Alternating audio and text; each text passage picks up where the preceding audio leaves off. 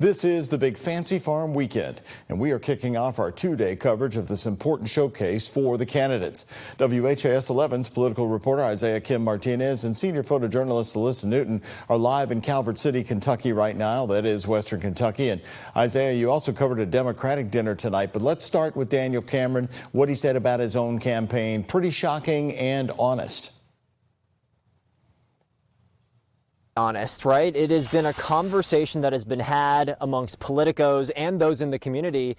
Daniel Cameron does not have as much cash on hand, nearly as much as both Congressman Andy Barr and of course, Lexington businessman Nate Morris, both of whom likely have millions on hand. We know Barr for sure does, Nate Morris likely, Daniel Cameron significantly less. And tonight we heard for the first time him tell the crowd, listen, we could use your donation. This is something that is the reality for our campaign right now. But he's also said, listen, I am the most well-known candidate, and he's right on that, most recognized candidate. He's run many statewide races in Kentucky in the past, so he has that going for him. Some could argue maybe he doesn't need all that money, at least not on the front end.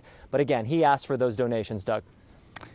Well, let's refresh everybody's memory. Daniel Cameron was backed by the McConnell political machine in his last campaign as he ran for governor against Andy Beshear. So what's changed for this race? It appears his campaign is really struggling in all kinds of facets here, including the money. Well, Doug, I've heard from folks close to not just the campaign, but also the general Senate race as a whole.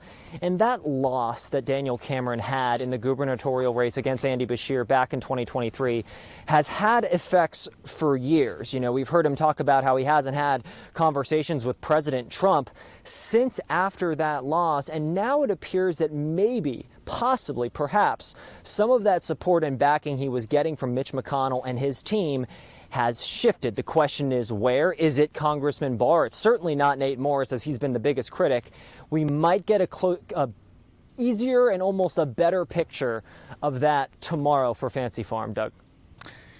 Well, you know, I had several county leaders there in Western Kentucky tell me this week in conversations that Nate Morris's strategy of beating up Mitch McConnell, especially in his campaign ads, was not working with them at all.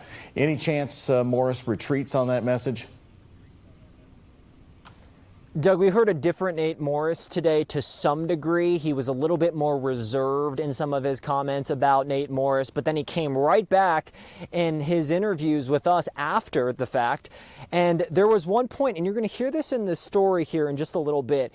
He says that he believes that some of Mitch McConnell's actions make him the nastiest senator, nastiest politician in Kentucky history, possibly, his words, the nastiest in the entire country. So, I mean, the message continues to be strong from Nate Morris that he's the anti-McConnell candidate. The question is, though, here in Fancy Farm in West Kentucky, where there's an appreciation for Mitch McConnell, is that going to work?